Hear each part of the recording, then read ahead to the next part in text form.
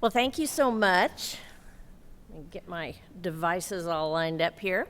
So this talk is meant to do, similar to the last lecture, kind of hop, skip, jump through a whole bunch of topics real quick, looking at what's in the literature, which is why I sort of redesigned the title to be From Print to Practice, but talking specifically about how's it affecting our clinical practice. What are we doing differently the days we're covering labor and delivery because of these studies that we'll talk about? Let's see if I can figure this out. So I have no disclosures. Whoops. How about?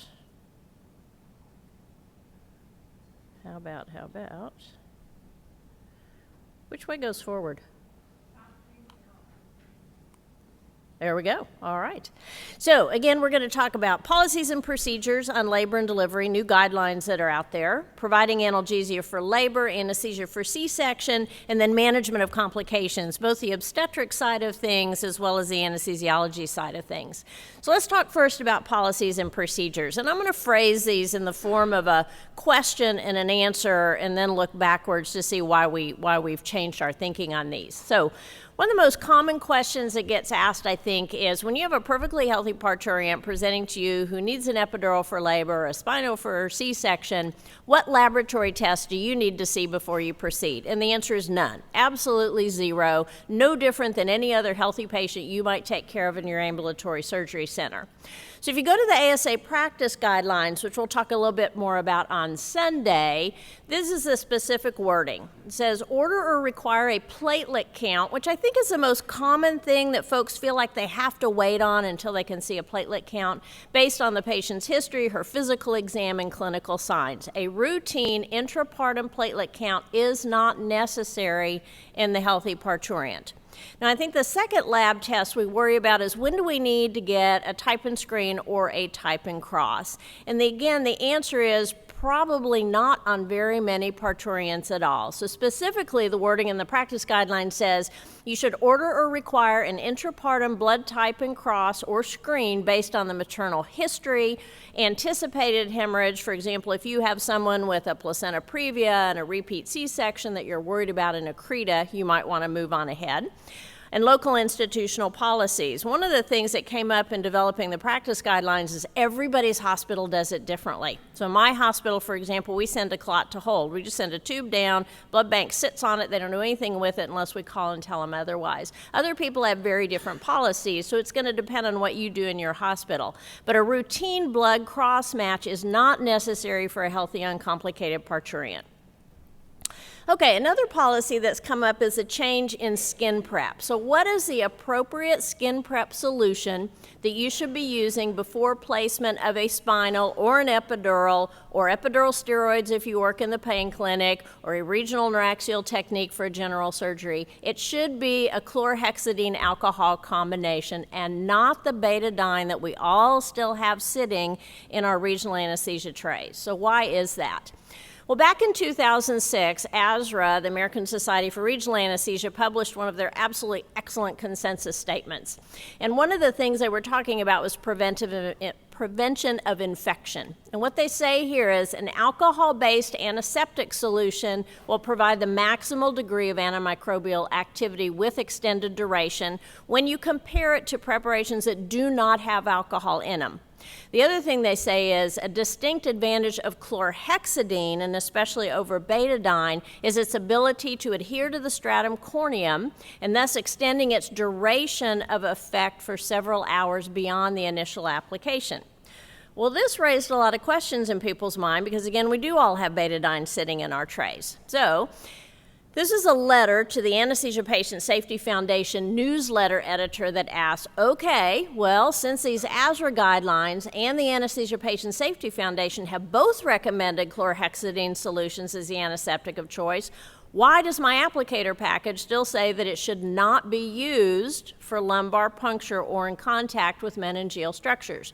So the APSF editor handed this off to the maker of chlorhexidine and said, okay, you tell us, what the heck's going on here? And this is their response. Interestingly, povidone iodine or betadine is also not approved for lumbar puncture. So if you go look at that package, it's going to say exactly the same thing. From the perspective of the FDA, who would be the one to change that labeling, there is no perceived need to suggest a label change to approve it for this new use. And there's certainly no adequately powered prospective evaluations in the setting of regional anesthesia. How many patients do you think it'd take to prove that if you randomize them to betadine or chlorhexidine, you're less likely to have an epidural abscess or meningitis? It would be gazillions and gazillions. So from the perspective of manufacturer, the expense of obtaining a label change like that is prohibitive, and they're not even going to try to get it. So, subsequent to that, the ASA also published guidelines on preventing infection with neuraxial anesthesia, and you can see their wording here. Aseptic techniques should always be used during placement of a neuraxial needle in a catheter, including use of individual packets, which again, we don't have them in our kits yet, so you got to add them in separately for your chlorhexidine prep. The use of chlorhexidine, preferably with alcohol for skin preparation and allowing for adequate drying. So that's where things stand now. And much like we were with central lines a few years ago, you need to buy the little individual chlor prep sponges and then drop one into your tray as you're getting ready to place your block. Okay, what about antibiotics? For years and years, we were giving our antibiotics at C-section at the time of cord clamp, and that has now dramatically changed. So we treat them no different than the way we give our antibiotics in the OR. They need to go in within an hour before skin incision on a C-section. So why is that? Well, back a few years ago, ACOG published guidelines to that effect, looking at the literature and finding that indeed surgical site infections and endometritis were less if women got their antibiotics ahead of time. We aren't doing so good at catching up with those ACOG guidelines. So this was a survey of over 1,000 ASA members. Only 66%, when asked, how do you give your antibiotics during a C-section, responded that they gave them pre-incision as standard of care. So only 2/3 of us are complying with the guidelines. The rest of people said, well, I give it after cord clamp, which of course is what we all did for years and years and years, or when the OB tells me to, which I personally find very bothersome, but nonetheless, I think it behooves us to know what those guidelines are and be sure this woman gets some maximum protection from the antibiotics that we're giving her. Okay, let's talk about some things for analgesia for labor and what's going on there. Informed consent has always been a big concern in obstetric anesthesia. You walk into a room, this woman is wild and crazy, climbing off the ceiling tiles, and you're supposed to explain to her all about an epidural at that point in time and think she's listening to you at all. So the question always comes up, is informed consent of any value in the actively laboring patient? Is it going to protect me if there's a bad outcome and I end up with some sort of medical legal proceedings? And is she remembering anything I am telling her? And the answer is yes, yes, and yes. All of those things are true, and informed consent is absolutely valid in this patient population. So this was a great review that was in ANA in 2011, talking specifically about informed consent in OB. And some of the points they make are, yes, laboring patients do remember your discussion. They have surveyed women weeks or months postpartum, and they do indeed remember exactly the same percentage of things as your general surgical patients in the OR. And guess what? It's all of about 20%, but nonetheless, it is no different than when we consent our patients in the OR. Recall's not hindered because she's in pain or opioids, no difference there. Written materials do improve recall, so I would encourage everyone to make up a very brief one-page sheet that a woman can be handed when she walks in triage or goes into her labor room, so she can at least take a quick look at that. And I think you should include the common problems. When I hear people consent, it's often, well, the risks are bleeding and infection. Really? I mean, an epidural hematoma and an abscess is the biggest thing she has to worry about? No, I think it's having to replace her block, or her blood pressure is going to fall and we're going to get all excited, or she's going to get a headache. So I do think you should also include the less drastic things that could go wrong. Now, in terms of legal cases and our medical malpractice liability for this, there are none that have even speculated that the consent we gave in labor versus not in labor had any bearing on what went on at all. And that's because of an issue called implied consent. So think about it. We are talking to a woman who is physically able, can think, can move around, is not under general anesthetic, has not even been pre-medicated. So we give information to her, and it's always with a nurse, her husband, some other person's always in the room when we do it. So there's good evidence that we were there. there's lack of objection to the patient. I mean, all she has to do is lay down and we're done, right? She has to sit on the edge of the bed or curl up in a ball, let us wash off her back and stick an 18-gauge needle in there. So it's not like she wasn't complying, going along with it and cooperating during the procedure. So again, the issue of informed consent has really not been questioned at all in these kind of cases. We have several different ways that we can provide neuraxial analgesia for labor, and I think we all have our pet preferences and the way we like to do things, but is combined spinal epidural or conventional epidural labor analgesia been shown to be preferable? No, they both have their own pros and cons, and again, we all have our favorites of how we like to do things. But the question of whether complications are more common after a combined spinal epidural than an epidural is no. They have been shown to be very, very comparable. So this is a Cochrane review that looked at 19 trials comparing the two techniques, and as you can see, found no difference in any of these events. Maternal satisfaction was even similar, although the CSE had faster onset times and less need for rescue, but there was certainly no difference in the amount of motor block, mode of delivery, newborn outcome, headache, or hypotension after the block. So whichever you like, they both work great. Complications are similar. However, I think this study that came out last year is a good point to make. This was a very different style of study, I guess you'd say, because it was not done in a teaching hospital. It was done in a very busy private practice. It does 7,000 or 8,000 deliveries a year. These were all attending anesthesiologists who were running around taking care of these patients, and they randomized 800 women to, again, a CSE or a conventional lumbar epidural. And they found that although there was no difference in pain management during second stage while she was pushing her at the time of delivery, the CSE techniques had better pain scores during the first stage of labor, meaning from placement until she was completely dilated, and fewer of the CSE patients needed top-ups. Now, that's huge. If you are in a busy private practice and you don't have residents and fellows to send around to do this, that, and the other, the fact that you are less often needed to go into a patient's room and do an intervention is a very practical thing to think about including in your practice. Now, we all, again, have our pet ways of doing things and how we like it, and I think one of the things we're most adamant about is you have to use loss of resistance to saline or you have to use loss of resistance to air, and we've been bound and determined that one or the other is better. And probably that's not the case. I think as long as it's the technique you're accustomed to using, and I'll show you that in a minute, either of those provides perfectly comparable outcomes. So I'm going to show you 3 different studies that ask this question using 3 very different techniques so you can see what I'm talking about here. So this was a meta-analysis of 5 studies. It actually included OR patients, chronic pain patients having blocks, as well as OB patients. And they did not find any statistical difference in adverse outcomes, whether the epidurals were placed using air or saline, specifically in the OB patients. They did pull that out as a separate cohort. They also found no difference in difficult catheter insertion, paresthesias, intravascular catheters, dural puncture, all the things we would think about, including patchy blocks. Okay, the second one that looked at this was a retrospective database review, where again, they looked at the epidurals that had been placed, air versus saline, about half and half across their practice, no difference in block success. Intravenous or intrathecal catheter placements were no different, nor was the need for replacing that catheter. But the thing that did jump out was that it only held true if you were doing what you like to do.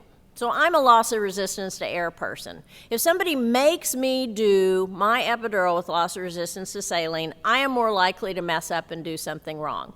So they defined what you like best as what you used more than 70% of the time. And they found if the anesthesiologist was using their preferred technique, they had fewer wet taps, they made fewer attempts to get in there, and they had fewer paresthesias when they did it. So whatever you like to do, whichever it is, stick to that one and don't let anybody tell you otherwise. Now the third study was from Wake Forest. They were again randomizing women, loss of resistance to air or saline, with a combined spinal epidural for labor analgesia. Again, no difference in block success, epidural drug consumption once they were on their PCEA and pushing the button. But an interesting thing they found out was that if you you know how it is, sometimes you do a CSE, you pop your spinal needle through and you don't get CSF back, and you're like, well, I know I'm in the right place. I got great loss of resistance. I'm sure that's true.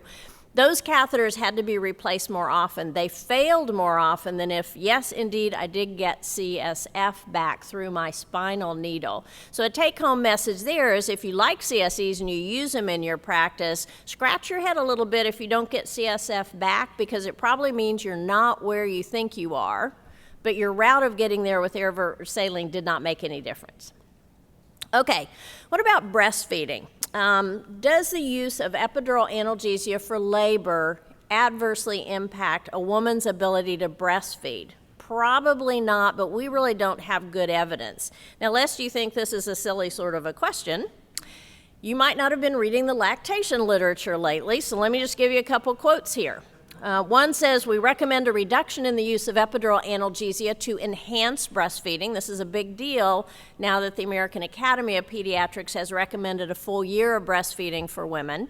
Second one from the International Breastfeeding Journal, which again might not be on your nightstand to be looking at, but women who had epidurals were less likely to fully breastfeed their infant in the few days after birth and more likely to stop breastfeeding in the first 6 months. Now, my practice includes about 25% midwifery deliveries. We're very involved in their patients. We have a great relationship, but again, this is what they are reading in their literature. So they come to me and they say, so what's the deal? Should our patients not be getting epidurals if they want to breastfeed? Well, this again was a great review last year in Anesthesia and Analgesia about the connection between those two things, and it makes some very good points. One is that with our current knowledge, we really don't have good randomized controlled trials. The ones we have use different scoring systems for success or failure, and there's no control for confounding variables. So for example, did these women get lactation consults? Did they have good social support in their home and their work to continue breastfeeding after delivery? Are they obese, which can make it harder to latch on and on and on. So we really don't have an answer because there's no good studies out there to tell us. But I'll show you in terms of confounding factors. I had to laugh out loud when I saw this study. So this was taking multiparous women. They'd breastfed before. They're planning to breastfeed again, so they know what they're doing. They did receive an epidural. It did have fentanyl in it, which has been one of the questions. And 95% were breastfeeding at 6 weeks. Yay, great success story. But the median maternity leave was 1 year. This is Canada, okay? In the United States, if we can get people off for 6 weeks, we're doing great. So totally different in terms of, again, one of those confounding variables. And almost all these women got lactation counseling before they left the hospital. So we don't have a good answer, but I think what I would tell patients, if you have a motivated baby that really, really, really wants to breastfeed, it is highly unlikely that your method of pain relief is going to change that baby's mind about what they want to do. Now, another thing that our patients can often be very, very concerned about is whether having an epidural is going to increase their chance of chronic back pain. And we've talked a little bit about this before, but does the use of spinal or epidural analgesia for labor increase the incidence of back pain in parturients? And the answer is no. But childbirth does, and that's where we get dragged into the association. So this was an interesting report of a survey of women who are in their obstetrician's office. So they're going there for an antepartum visit, they're pregnant, they haven't had their baby yet, and they fill out this survey about back pain. And what it showed is that about 70% of them did indeed have back pain. 58% said it disturbed their sleep. It made them give up some activities because it was too uncomfortable. But only 32% of them had even told their caregiver anything about that back pain. And even when they did, only a fourth of them got any kind of treatment whatsoever, even something simple like physical therapy. So I think an important message for us there is you need to document on your pre-op evaluation when a woman already has back pain before we're going to be using a neuraxial technique. But we do have a good, I think, study here that you can refer to for these patients who are concerned. This was 600 nulliparous women who were in one of the Parkland studies where they were randomized to narcotics or an epidural looking at incidence of C-section. They surveyed these women 6 months later and found it was exactly equal between the two groups. Whether they had an imperidine PCA for their labor analgesia or an epidural, about half of them had backache. So a very high percentage, but no difference between the two. All right, anesthesia for C-section. What do we have new going on there? Well, again, I had to laugh when I saw this. This is from Brigham and Women's, and asking the question of, is it possible to have a family-centered cesarean delivery? And I think to some extent the answer is yes. Again, I work in an institution that has a very high percentage of midwifery deliveries. Those women are really disappointed oftentimes if they have to end up in the operating room. The childbirth experience they had in their head and the one that they're now going to have is very, very different. So what can we do in the operating room to help those women feel better about the whole birth experience? Well, I think these are some very good points, and they're easy things for us to do. When you're putting on your monitors, put the EKG leads on her back. So when the baby's laying on her chest and she's getting that skin-to-skin contact, the baby's not got its cheek pressed up against an EKG lead. Put the blood pressure cuff, the pulse oximeter on her non-dominant arm so she can hold the baby more easily.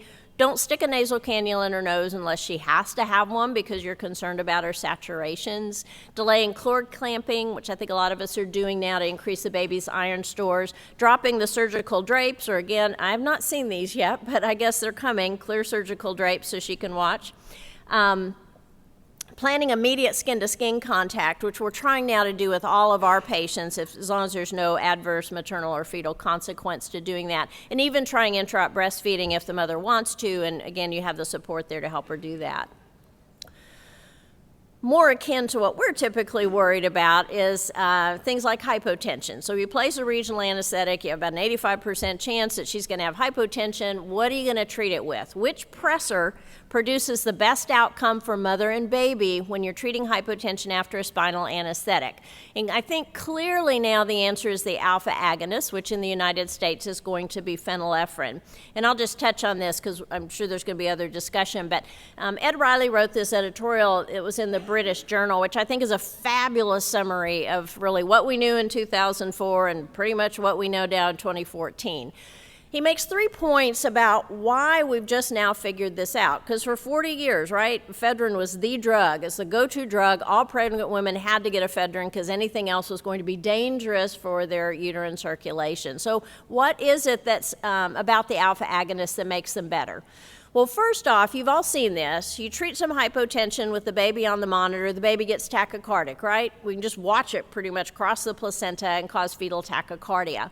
So that indicates that we're increasing metabolic rate in the fetus. If you have fixed oxygen delivery through the uterine circulation and you increase fetal metabolic activity, what happens to pH and base deficit? It's a pretty good physiologic question there. Second thing is, using the alpha agonist does not cause vasoconstriction. So this is not like an animal model where you bleed them out and now you give them norepinephrine or phenylephrine and of course it does bad things. This is a situation where we have vasodilated them with our spinal. We're just bringing them right back to normal with the phenylephrine, increasing their preload and their afterload. And the third thing is that maternal sensitivity is decreased to the catechols during pregnancy. We know this. It makes good teleologic sense, right? We don't want her to get in a fender bender, get her all anxious and excited, and have uterine blood flow to the baby shut down. So moms are just naturally less responsive to catechols, and that includes this alpha agonist activity. So is this true? Does ephedrine cause these things in the fetus? This study, they looked at cord blood samples. So they had healthy moms, healthy fetuses. They got a spinal anesthetic for a C-section, randomized to ephedrine or phenylephrine, and then at delivery, they drew cord blood and measured all these things. And indeed, ephedrine does cross the placenta more easily than phenylephrine does. But the ephedrine babies also had a lower pH, higher base deficit, as was shown in a number of other studies, but they also had more lactate, glucose, epinephrine, all the things we think of as a stress response was showing up in these babies that had received the ephedrine. So the summary conclusion was the effects on fetal oxygen supply and demand favor phenylephrine, and as long as your mom's heart rate is above 70 or whatever your cutoff is, phenylephrine should probably be your go-to drug to treat hypotension. The other thing we do to try to prevent hypotension is to give moms fluids. So, will an adequate amount of IV fluid preload or coload prevent maternal hypotension after spinal or epidural anesthesia for cesarean delivery? And the answer is no. You can give her all the fluid you want, whenever you want, of whatever type you want, and it's not going to make a difference to mom's hypotension or the baby's outcome, more importantly. So this was one of the more recent ones. They compared crystalloid or colloid 1 liter co-load. And by co-load, I mean as you're injecting the spinal dose, somebody's opening up the IV fluids and letting them run in. So different than preload, which you might have started as you're coming out of the pre-op holding area. No difference in cardiac output as measured by Doppler, no difference in the amount of phenylephrine they needed to treat the hypotension, and most importantly, no difference in newborn outcomes. So that's a good thing. But it's the editorial that went along with this that I think is great, because it summarizes all the ways we have tried to make this work. We are bound and determined to make these fluids work. So we've done crystalloid preload or nothing. We've done crystalloid or colloid preload. This is a tongue twister. I don't know if I'm going to get through this. Crystalloid preload or co-load, colloid preload or co-load, crystalloid or colloid co-load. None of them make any difference. None of them have. So no regimen has produced any significant differences in pressors, the amount of pressors that have been required, or in neonatal outcomes. So the moral of the story is give whatever fluids you want, whenever you want, of whatever type you want, but have your pressor plugged in line and ready to go, or be running the infusion, however you like to do that. And I want to touch on general anesthesia just from the standpoint of sometimes we need it, right? So, should general anesthesia for cesarean delivery always be avoided in the obstetric patient? And my premise is no, and a lot of this is just my personal opinion, but let me just show you what I'm thinking here. So on the one hand, we've become, I think, a little complacent about regional anesthesia. Regional anesthesia has its own set of complications that we can get into, and we tend to gloss over those sometimes, I think. So if you look at the ASA closed claims data, for example, the liability claims for things like pain during surgery or emotional distress in the patient are often related to these patchy regional blocks that really aren't quite right. We sort of know they're not quite right, but we stumble through the surgery anyway because we're very reluctant to convert to general anesthesia in those situations. Second thing is, if you look at those liability claims for bad baby or neonatal, adverse neonatal outcomes, many of those have been related to excessive time that the anesthesia provider has taken to place a block rather than just going ahead and inducing anesthesia, general anesthesia. So for example, if you have a cord prolapse or a breech presentation with advanced cervical dilation and it takes you 30 minutes because she's obese and you can't get her positioned and whatnot, that can lead to a liability claim as well. The counter to that is general anesthesia has gotten a lot safer in our hands, partly because of technology. If you look at the data from the 70s and 80s, think about it. We didn't have LMAs, we didn't have video laryngoscopes, we didn't know what a bougie was, we just, you had a laryngoscope and it worked or it didn't. Very different now than the way we have algorithms and ways that we handle a difficult intubation. And there's certainly emergent situations on labor and delivery where we need to go, move, get this done.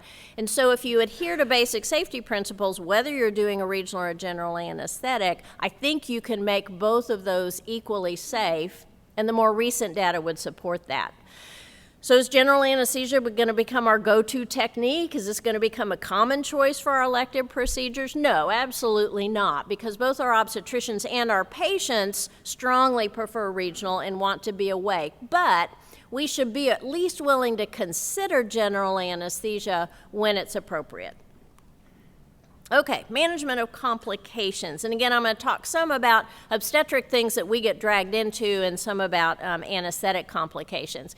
And again, we just talked about the fever question, so I just want to present it maybe just a slightly different way. So first off, are women who have labor epidural analgesia more likely to have an increase in their temperature? Yes, absolutely. I don't think there's any question now that that occurs. Secondly, is it associated with increased rates of infection in either the mother or the neonate? No, there's absolutely no differences. This has anything to do with infection. So third, why do we care? Can an elevated maternal temperature cause fetal or newborn complications? Possibly, probably so. So I'm just going to show you two things. One is why is this? I mean, we spend all of our time in the main OR trying to keep people warm. We wrap them in bear huggers and use warm fluids and do all these things, and here we are worried about elevated temperature in labor and delivery. Well, in this situation, there's certainly selection bias. I mean, your woman who's in labor for hours and hours and hours is much more likely to end up with a temperature than the one who walks in 9 centimeters delivered. And guess what? The long labors get the epidurals. A couple things that are physiologic. Sweating is a sympathetic function. When you put in an epidural, women don't sweat. So there went one of your cooling mechanisms. They also don't pant and breathe quickly because the pain's gone away. There goes another cooling mechanism. And they may shiver. That adrenaline thing is a fairly common thing we see, and that generates heat. So all those things may play into it, but clearly the epidural-associated fever is associated with inflammation. Culture negative, but inflammation. So how does the epidural play into that piece of it? So again, as I say, I don't think there's any question that this occurs. This was just one of a gazillion studies out there, which is a randomized comparison of CSE versus non-pharmacologic pain relief. All the women receiving a CSE did elevate their temperature 14% to what we would call a fever. No cases in the control group that did not receive an epidural, and no maternal or neonatal infections. So again, why is this clinically relevant? They're not infected, who cares? The problem is babies don't like their core temperature being raised. It's bad for their little baby fetal brain. So in this study, they compared mothers who had a fever looking at the baby's risk of newborn encephalopathy. And you can see that the risk was 1.9%, which was an odds ratio of 8 over women who did not have a fever. If you added into that mix neonatal acidosis, their risk was 2.8% for an acidotic baby to develop an encephalopathy, which is an odds ratio of 11.5. And if you combine those two, so you have a mother with a fever and a baby who's acidotic, and we don't always know which babies are acidotic, that risk was 12.5% or an odds ratio of 94. So again, whatever it is that's causing the fever, that's not good for the baby, and we need to figure out what it is. This was the study that was just presented in Pediatrics from 2012. I won't go through it again, but I just want to say that your patients are going to ask you about this. This is out in the internet, it's in Parenting Magazine, it's in Red Book. They're going to come to you and say, what's up with this fever thing? And we don't have a good answer to tell them yet. Okay, amniotic fluid embolism is a tough thing to study. And so a lot of what we have is from registries and other things, but it appears it's a different animal than our other causes of postpartum hemorrhage. So does amniotic fluid embolism syndrome require different treatments during life-threatening postpartum hemorrhage that can occur with this entity? And I think the answer is possibly. Again, based on the idea this is a tough thing to study. So one of those would be recombinant factor 7, which we're now starting to look at least as a possibility when other methods to control a postpartum hemorrhage is not proving effective. This, again, is kind of an unusual design of a study because how do you look at AFE? But what they did is they went out and pulled all the case reports in the literature that they could find of amniotic fluid embolism and then divided them into the ones that got factor 7 and those that didn't. Death or permanent disability doubled when factor 7 was given as part of the resuscitation. And the thinking is that when you have an amniotic fluid embolism, you get these high circulating tissue factor concentrations that can combine with factor 7 and cause intravascular clots or thrombophilic events. So that's concerning. The other thing that came out just recently was this case report, and I'll just kind of walk you through. So this is a healthy mom who has twins, comes in laboring, so has a semi-elective C-section for these twins with a spinal anesthetic.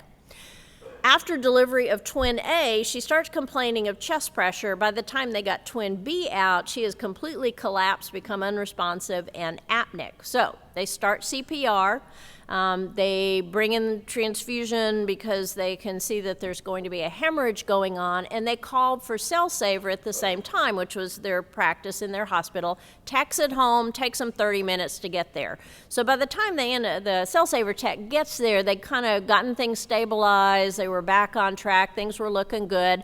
They got enough cell salvage blood to give back to this mother, and immediately after they started infusing it, she has a profound drop in her blood pressure, drops her O2 saturations, and now has to be completely resuscitated all over again. They did stop the cell saver infusion, obviously. So the question is there some bad humor in that cell saver blood, specifically during amniotic fluid embolism, that we should not be giving back to the mother? Should we avoid cell salvage as an option in cases of amniotic fluid embolism syndrome? And again, I don't know, but this is the first case report I had seen where literally blood from an AFV syndrome was given back to the patient. Other cases of postpartum hemorrhage that have used cell saver blood have not seen any kind of effect like this. I kind of want to close with something that I think we treat a little offhandedly sometimes, which is, should postpartum tubal ligation procedures be considered elective cases? I think we all consider them to be elective cases. But ACOG thinks differently, and with good reason. And they say that no, there should be urgency to get these cases done during this woman's current hospitalization, and it should get done in a timely fashion, meaning within that 48-hour period. So why is that? Well, this study, I think, was very thought-provoking for people. We've all seen this happen. What happens to that woman who requested a postpartum tubal ligation after her delivery, but for whatever reason didn't get it? They fed her breakfast that morning. She didn't have her Medicaid consent form with her. She, things got delayed because labor and delivery was absolutely crazy that day. So they looked at 3 cohorts. One who got a tubal as they requested. The second who requested the tubal, but it just never did get done, and she ended up going home without it, and then those who chose other birth control methods. And they found that after a year, if she got her tubal, no pregnancies in that group. If she wanted a tubal but didn't get it, half of them were pregnant at the end of a year, and 22% in the women who chose other birth control methods. That is huge, and I think we have to be realistic and understand that in the United States, a reasonably developed country, half of the pregnancies in the United States are unplanned. And if you can't read this caption, it says, and to think the reason we went on that second honeymoon was to get away from the kids for a while. So even under the best of circumstances, it happens. But this is maybe a unique group of women who really, really wanted to have that tubal ligation, didn't get it done. So ACOG came out with a practice guideline again, describing that postpartum tubal should be considered an urgent surgical procedure, partly because of this 50% rate of repeat unintended pregnancy in the year following if they don't. Second, there's a limited time if you want to do this non-laparoscopically. It really needs to be within the first 24, maximum 48 hours to use the mini-lap. And finally, commenting that Medicaid has these ridiculously cumbersome consent processes compared to private insurance, and that should be streamlined. So I will close with this thought that says if physicians would read just 2 articles a day, out of the 6 million medical articles published annually in 1 year, they would fall 82 centuries behind in their reading, which pretty much describes my life. But I hope this has helped put a tiny dent, at least in the OB anesthesia portion. Thank you very much.